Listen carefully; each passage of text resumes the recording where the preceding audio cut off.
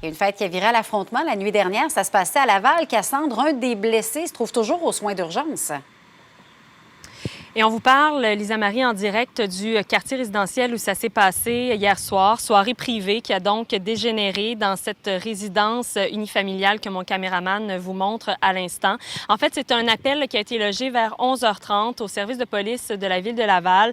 À l'arrivée des agents, ils constatent de un qu'il y a plusieurs personnes d'assemblée à cette soirée. On parle d'un peu plus, finalement, d'une dizaine d'individus, principalement des adultes, et deux individus blessés.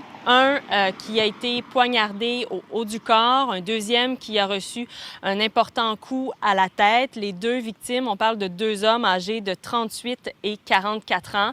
Et là, je me suis entretenue en fait avec des personnes qui étaient à la soirée. On m'a expliqué d'abord qu'ils étaient un peu surpris de la soirée, à quel point ça avait dégénéré. Ils m'ont indiqué qu'ils arrivaient de l'hôpital et que la personne qui avait été poignardée venait tout juste de sortir d'une salle d'opération. Selon leur compréhension, 3 organes auraient été touchés, mais qu'il était donc dans un état stable. La police nous confirme que la vie des deux victimes n'est pas en danger, donc on ne craint pas pour leur vie.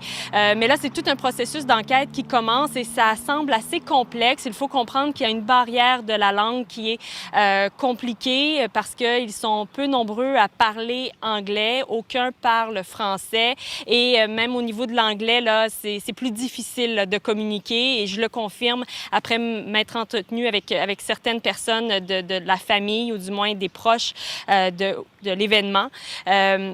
Donc là, même pour la police de Laval, pour les témoins qui devront être rencontrés, ils vont devoir demander l'aide d'un interprète pour s'assurer de bien comprendre les circonstances et même pour être en mesure de comprendre l'arme ou les armes qui ont été utilisées. Et c'est la raison pour laquelle la police de Laval a même demandé l'aide de l'unité canine qui a été dépêchée sur les lieux hier soir pour tenter de localiser l'arme ou les armes. Et même pour le coup à la tête, eh bien, il semblerait, selon nos sources, qu'un marteau aurait été utilisé. Et la police indique que cette hypothèse n'est pas écartée. Donc, on est vraiment au tout début d'une enquête pour comprendre les circonstances de cette agression.